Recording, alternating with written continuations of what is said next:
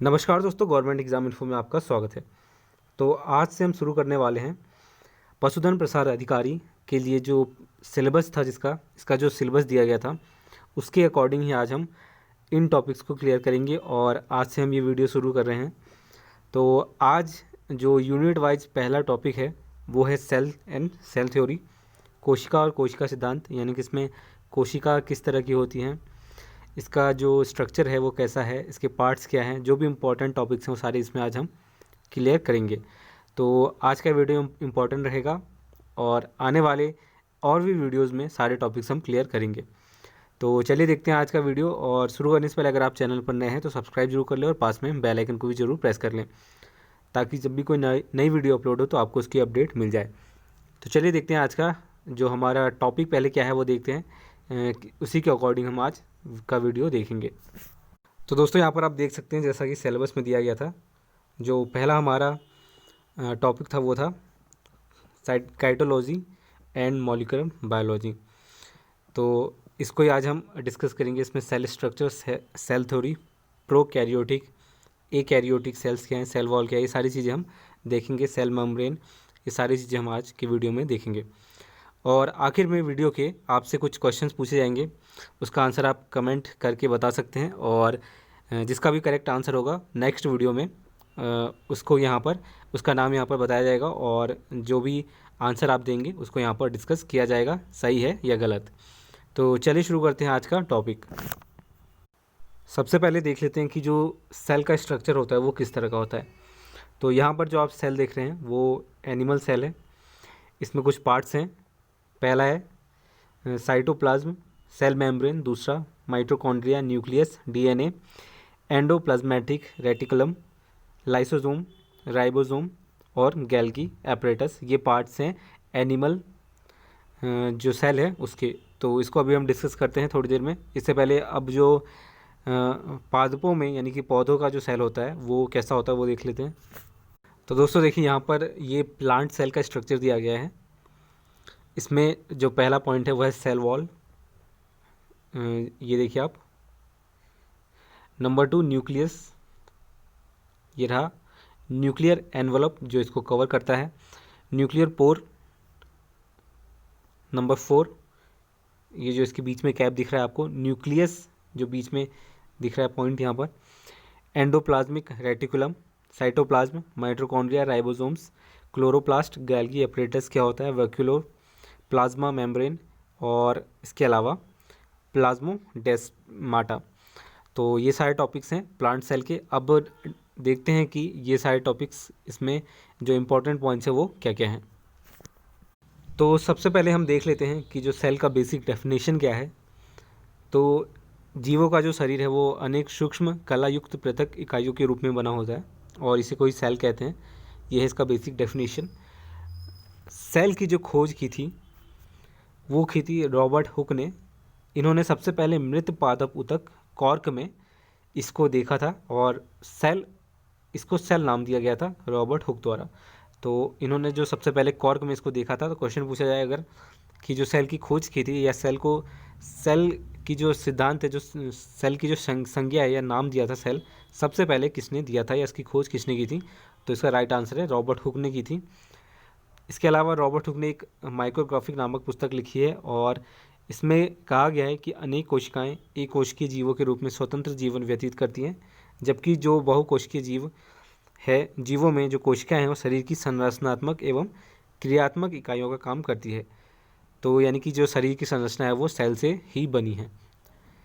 आगे बढ़ते हैं। इसके अलावा जो अधिकांश बहुकोशिकीय जीव शरीरों में स्वयं कोशिकाएं भी सुव्यवस्थित ऊतकों एवं अंग तंत्रों में संगठित होती है। तो जो कोशिकाएं हैं वो ऊतकों और अंग तंत्रों में संगठित रहती है। इसके अलावा एंटोनी वॉन ल्यूवेनहॉक सर्वप्रथम जीवित कोशिका देखी थी। तो ये क्वेश्चन बन सकता है कि जो एंटोनी वॉन ल्यूवेनहॉक है उन्होंने ही सर्वप्रथम जीवित कोशिका देखी थी, जबकि जो पहली बार सेल की खोज की गई थी रॉबर्ट हुक द्वारा, वो मृत कोशिका कॉर्क से देखा था उन्होंने, कॉर्क को, और उसी से यहाँ पर सेल की खोज हुई थी। इसके बाद जर्मन वैज्ञानिक स्लाइडेन एवं स्वान ने कोशिकावाद का प्रतिपादन किया था। अब आगे बढ़ते हैं यहाँ पर। अब इम्पॉर्टेंट पॉइंट्स आ रहे हैं यहाँ पर। तो सबसे पहले देखते हैं जो कोशिका है उसकी जो रचना है वो किस तरह की रहती है। तो जो सेल्स है उसकी रचना दो प्रकार से किया जा सकता है, दो भागों में बांटा जा सकता है ऐसे। नंबर पहला एक है इसका प्रोकैरियोटिक कोशिकाएं, प्रोकैरियोटिक कोशिकाएं। दूसरा है यूकैरियोटिक कोशिकाएं। बात करें प्रोकैरियोटिक कोशिकाओं में तो यहाँ पर इन कोशिकाओं में वास्तविक केंद्र का अभाव होता है। प्लास्टिक्स, माइटोकॉन्ड्रिया, गोल्गी उपकरण, अंतःप्रद्रवी जालिकाएं अनुपस्थित रहती हैं इसमें। इसके विपरीत यूकैरियोटिक कोशिकाओं में वास्तविक केंद्रक उपस्थित होते हैं। ये अंतर है इसमें। मनुष्य की तंत्रिका कोशिकाएं सबसे लंबी 3 से 3.5 फीट की कोशिका तथा पौधों में जो सबसे लंबी कोशिका है वो है यहाँ पर रैमी की कोशिकाएं। तो ये याद रखिएगा, जो ह्यूमन्स है, मनुष्य है, उसमें तंत्रिका कोशिकाएं सबसे लंबी होती है, जबकि जो पौधे हैं उसमें रैमी कोशिकाएं सबसे लंबी होती है। इसके बाद बात करें तो माइक्रोप्लाज्मा सबसे छोटी कोशिका, जिसका कि बात करें इसकी व्यास की तो 0.1 से 0.3 मिलीमीटर के लगभग रहता है यहाँ पर।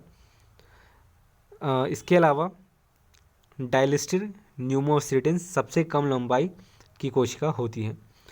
तो व्यास की बात करें तो जो सबसे छोटी कोशिका है वो है माइक्रोप्लाज्मा, और लंबाई की बात करें तो डायलिस्टिर न्यूमोसिटेंस सबसे कम लंबाई की कोशिका होती है। तो ये इंपॉर्टेंट पॉइंट है, सबसे छोटी कोशिका माइक्रोप्लाज्मा और सबसे छोटी कोशिका लंबाई में डायलिस्टिर न्यूमोसिटेंस।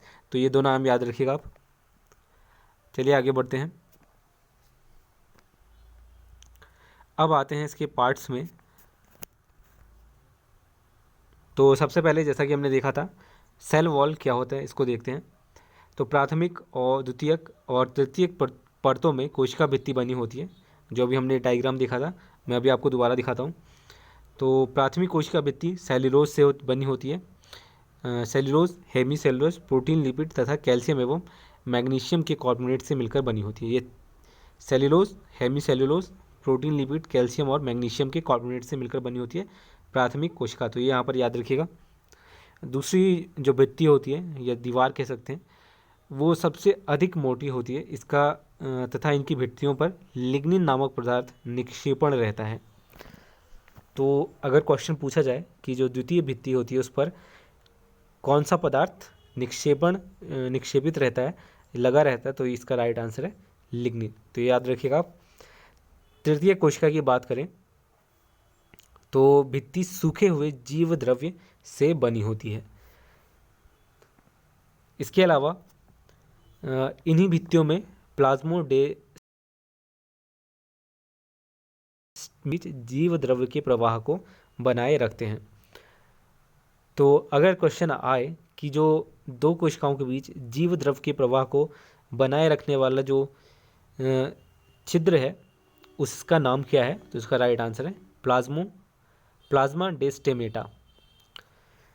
प्लाज्मा डेस्मेटा। तो ये नाम याद रखिएगा, प्लाज्मा डेस्मेटा। इसके अलावा जंतु कोशिकाओं में कोशिका भित्ति का तो अभाव होता है, लेकिन कोशिका झिल्ली पाई जाती है जिसे कहते हैं सेल मेम्ब्रेन। तो ये याद रखिएगा, जंतु कोशिकाओं में कोशिका भित्ति का अभाव होता है लेकिन सेल मेम्ब्रेन यहाँ पर पाई जाती हैं जंतु कोशिकाओं में। इसके बाद अगला जो था वो था अंतःप्रद्रवी जालिका, एंडोप्लाज्मिक रेटिकुलम। तो ये जो बनी होती है वो सिस्टर्नी, जिससे कि यूस्ट्रेबी फूटिका यानी कि वेसिकल्स, पुटिका यानी कि वेसिकल्स एवं नलिकाओं से बनी एक रचना होती है अंतःप्रद्रवी जालिका, एंडोप्लाज्मिक रेटिकुलम। इसका एक सिरा केंद्रक कला तथा जो दूसरा सिरा होता है वो कोशिका कला से जुड़ा होता है, और ये दो प्रकार की रुक्ष एवं चिकनी अंतःद्रवी प्रद्रवी जालिका होती है। रुक्ष अंतःप्रद्रवी जालिका की सतह पर राइबोसोम्स पाए जाते हैं और ये प्रोटीन संश्लेषण में भाग लेते हैं। यहाँ पर आप देख सकते हैं नंबर 6 में एंडोप्लाज्मिक रेटिकुलम, और इसी की बात हम कर रहे हैं। तो यहाँ पर देखिए जो स्ट्रक्चर में दिखाया गया है वो कुछ इस तरह से यहाँ पर दिया गया है, ये देख सकते हैं आप। तो ये है एंडोप्लाज्मिक रेटिकुलम। सेल वॉल हमने डिस्कस कर लिया है, ये आप देख सकते हैं पूरा सेल वॉल है जिसको कि 3 लेयर्स में डिवाइड किया जाता है। तो जो एंडोप्लाज्मिक रेटिकुलम की बात करें तो ये 2 प्रकार के होते हैं। पहला है रुक्ष अंतःप्रद्रवी जलिका और दूसरा है चिकनी अंतःप्रद्रवी जलिका। तो रुक्ष अंतःप्रद्रवी जलिका के सतह पर राइबोसोम्स पाए जाते हैं। मैं आपको यहाँ पर दिखाता हूँ, कुछ इस तरह से यहाँ पर पॉइंट्स आपको दिख रहे होंगे। तो ये है रुक्ष अंतःप्रद्रवी जलिका और इसकी सतह पर राइबोसोम्स पाए जाते हैं और इनका जो कार्य होता है राइबोसोम्स का, वो होता है प्रोटीन संश्लेषण का कार्य, यानी कि ये प्रोटीन संश्लेषण में भाग लेते हैं। इसके अलावा जो चिकनी अंतःद्रवीय जलिका होती है वो सतह पर इनके राइबोसोम्स नहीं पाए जाते हैं। इसकी जगह पर इनका जो कार्य होता है वो होता है स्टेरॉयड का निर्माण करना। तो स्टेरॉयड का निर्माण करते हैं अंतःप्रद्रवी जलिका। तो ये याद रखिएगा आप, जो रुक्ष अंतःप्रद्रवी जलिका है उसकी सतह पर राइबोसोम्स पाए जाते हैं जो कि प्रोटीन संश्लेषण में भाग लेते हैं, जबकि जो चिकनी अंतःप्रद्रवी जलिका है उसकी सतह पर राइबोसोम्स अनुपस्थित रहते हैं लेकिन स्टेरॉयड का निर्माण करते हैं। तो ये है डिफरेंस इसके बीच, और डायग्राम में आप यहाँ पर देख सकते हैं ये जो कुछ इस तरह की दीवार बनी हुई है सेल वॉल के, इसके ये जो सेल है न्यूक्लियस है जो इसके जो चारों तरफ बनी हुई है दीवार, तो ये है एंडोप्लाज्मिक रेटिकुलम। अब आगे बढ़ते हैं इसमें। इसके बाद बात करते हैं प्लास्टिड्स की, यानी कि लवक। तो लवक क्या होता है ये जानते हैं यहाँ पर। तो सबसे पहले तो जो प्लास्टिड्स हैं वो केवल पादपों की कोशिकाओं में पाए जाते हैं, ये पहला है यहाँ पर इम्पॉर्टेंट पॉइंट। और जो कलर है उसको बेस बनाकर यहाँ पर इसको 3 भागों में डिवाइड किया गया है। इसमें जो पहला पार्ट है वो है हरित लवक। ये नाम याद रखिएगा, हरित लवक, यानी कि पॉइंट नंबर 10 देखिए यहाँ पर, क्लोरोप्लास्ट, इंग्लिश में कहते हैं क्लोरोप्लास्ट, हरित लवक। नंबर 2 वर्णी लवक, जिसे कहते हैं क्रोमोप्लास्ट। नंबर 3 अवर्णी लवक, ल्यूकोप्लास्ट, LEUCOPLAST। तो ये इसको 3 भागों में बांटा गया है। बात करें क्लोरोप्लास्ट की, तो जो प्रकाश संश्लेषण के लिए उत्तरदायी होता है, जो जिम्मेदार लवक होता है वो होता है हरित लवक, यानी कि क्लोरोप्लास्ट। तो यहाँ पर आप डायग्राम में देख सकते हैं, नंबर 10 पॉइंट देखिए, ये सभी जो है वो लवक के डायग्राम यहाँ पर दिखाए गए हैं। तो ये सिर्फ और सिर्फ प्लांट सेल में उपस्थित होते हैं, पाए जाते हैं लवक प्लास्टिड्स। और ये पहला पॉइंट है इसका। नंबर 2, इसको कलर के आधार पर, जो रंग के आधार पर इसको 3 भागों में बांटा गया है। नाम की बात करें तो हरित लवक क्लोरोप्लास्ट, वर्णी लवक क्रोमोप्लास्ट, आवर्णी लवक ल्यूकोप्लास्ट। तो ये 3 पॉइंट्स याद रखिएगा। और इनमें से जो प्रकाश संश्लेषण के लिए जिम्मेदार होता है वो होता है क्लोरोप्लास्ट, यानी कि हरित लवक। इसके बाद हमारा आता है नंबर 4 माइटोकॉन्ड्रिया। तो ये एक इम्पॉर्टेंट पार्ट होता है किसी भी सेल के लिए। तो अब डायग्राम में देखते हैं कि माइटोकॉन्ड्रिया क्या होता है, इसका कार्य क्या है। तो देखिए यहाँ पर जो ह्यूमन सेल है या फिर कहें कि एनिमल सेल है उसमें माइटोकॉन्ड्रिया कहाँ पर है। तो ये देखिए, ये देख सकते हैं आप यहाँ पर, ये माइटोकॉन्ड्रिया का डायग्राम दिया गया है। सबसे पहला जो यहाँ पर पॉइंट है वो है कि माइटोकॉन्ड्रिया को कोशिका का पावर हाउस कहते हैं। ये सबसे पहला पॉइंट है। ऐसा क्यों कहते हैं इसको आगे देखते हैं अभी। तो सबसे पहले स्तनधारी प्राणियों में RBC यानी कि रेड ब्लड सेल्स को छोड़कर जितनी भी सेल्स हैं, यानी जितनी भी कोशिकाएं हैं, उन सभी में माइटोकॉन्ड्रिया पाई जाती हैं। ये पहला पॉइंट। दूसरा, इसकी जो खोज की थी वो की थी कोलिकर ने, और खोज की थी कीटों की पेशियों से, यानी कि जो कीड़े हैं उनके पेशियों में इसकी खोज की थी सबसे पहले कोलिकर ने। नंबर 3 पॉइंट है इसमें कि इसको नाम किसने दिया था, माइटोकॉन्ड्रिया को ये नाम किसने दिया था। तो जो नाम दिया गया था वो दिया गया था बंडा नामक वैज्ञानिक द्वारा। इसके बाद नंबर 4 पॉइंट है यहाँ पर कि इसका कार्य क्या होता है, ये काम क्या करता है।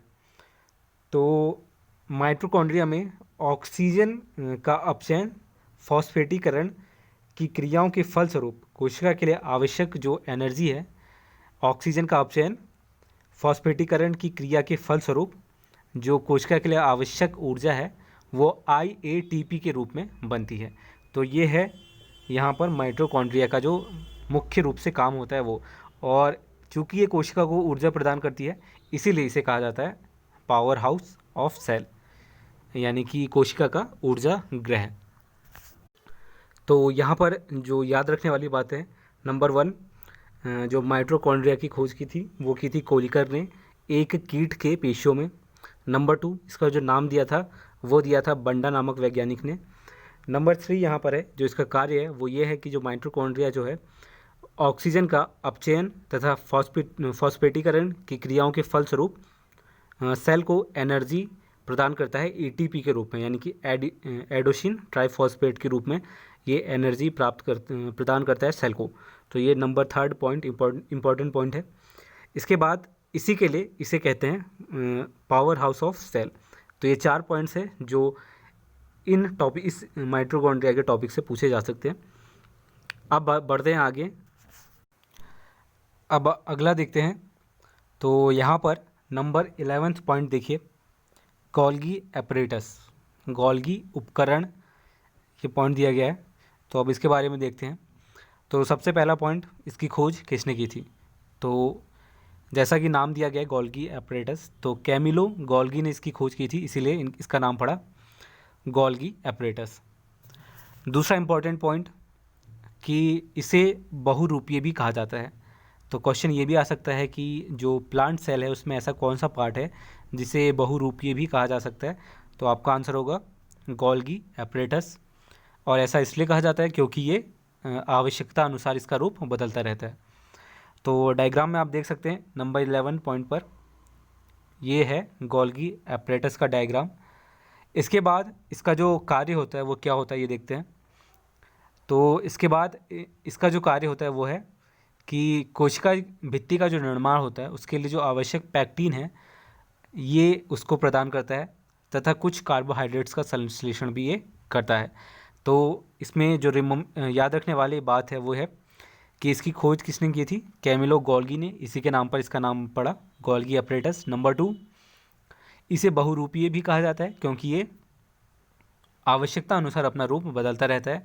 नंबर 3, इसका जो कार्य है वो कोशिका भित्ति के निर्माण के लिए आवश्यक पैक्टिन देना तथा कुछ कार्बोहाइड्रेट्स का संश्लेषण करना इसका कार्य है।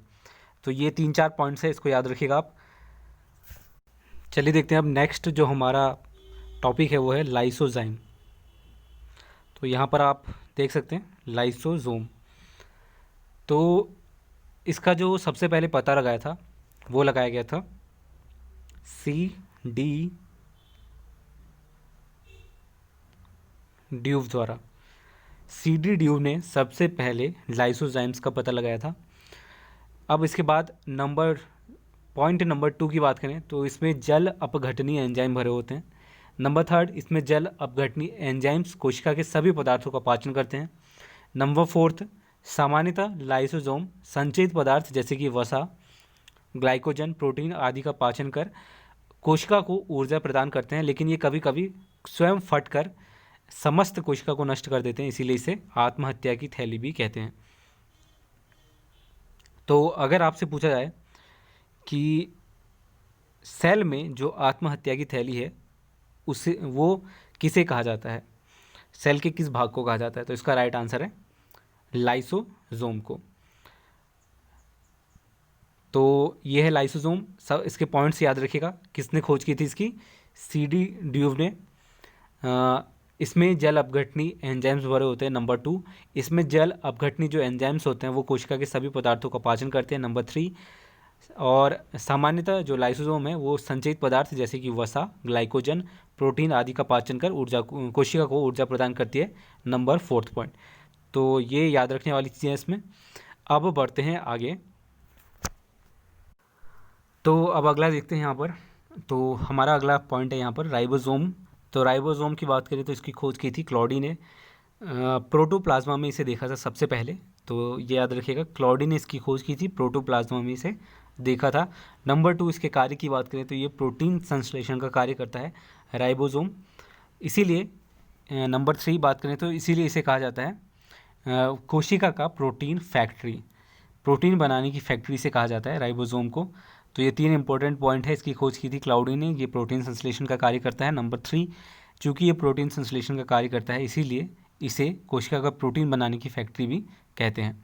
तो इसके अलावा हमने गोल्गी अपरेटस देख लिया, लाइसोजाइम देख लिया, एंडोप्लाज्मेटिक रेटिकुलम भी देख लिया, माइटोकॉन्ड्रिया भी देख लिया, पावर हाउस ऑफ सेल। इसके अलावा यहाँ पर साइटोप्लाज्म की बात करें तो हिंदी में कहते हैं इसे कोशिका द्रव्य। तो कोशिका द्रव्य की बात करें तो ये पूरे सेल में फैला हुआ रहता है, भरा रहता है, सिर्फ और सिर्फ केंद्रक को छोड़कर ये पूरे सेल में यहाँ पर भरा रहता है। इसकी खासियत की बात करें तो ये पारदर्शी होता है। नंबर 2, ये हल्का चिपचिपा पदार्थ होता है। तो ये पूरे सेल में भरा रहता है कोशिका द्रव्य साइटोप्लाज्म। इसके बाद सेल मेम्ब्रेन, सिंपली इसे कहते हैं कोशिका झिल्ली, जो पूरे सेल को कवर करती है। तो ये है कोशिका झिल्ली। इसके अलावा यहाँ पर बचता है, यहाँ पर न्यूक्लियस की बात करें तो जो न्यूक्लियस है वो प्रोटीन और राइबोसोमल आरएनए से राइबोसोमल सब यूनिट बनाता है, नंबर 1। नंबर 2, ये जो सब यूनिट्स है इनको सेल के बाकी हिस्सों में भेजता है जहाँ ये पूर्ण राइबोसोम में संयोजित हो जाते हैं। नंबर 3, जैसा कि आपको अभी बताया था, जो राइबोसोम है वो प्रोटीन का संश्लेषण करता है। तो इससे ये जो राइबोसोम है प्रोटीन बनाता है और इसीलिए जो नाभिक है वो प्रोटीन बनाने के लिए एक आवश्यक चीज़ है। तो यहाँ पर ये है न्यूक्लियस की खासियत। तो ये सारे पार्ट्स हमने डिस्कस कर लिए हैं। सेल के जो भी इम्पोर्टेंट पॉइंट्स है वो सारे हमने यहाँ पर डिस्कस कर लिए हैं। तो चलिए, अब आपको ये 3 क्वेश्चंस दिए गए हैं और इनके आंसर्स आपको बताने हैं। पहला क्वेश्चन है, सबसे छोटी कोशिका का नाम क्या है? ये आपको बताना है नीचे कमेंट करके। नंबर 2, जीवित कोशिका की खोज सबसे पहले किसने की? ये आपको बताना है। और नंबर 3 जो क्वेश्चन है इसमें, कोशिका की सबसे बाहरी जो दीवार है उसका नाम क्या होता है? ये आपको यहाँ पर बताना है। तो यहाँ पर आप कमेंट कीजिए, जिसके भी सही आंसर होंगे वहाँ पर मैं उनके नाम यहाँ पर बताऊँगा। तो तब तक के लिए दोस्तों धन्यवाद, मिलते हैं अगले वीडियो में।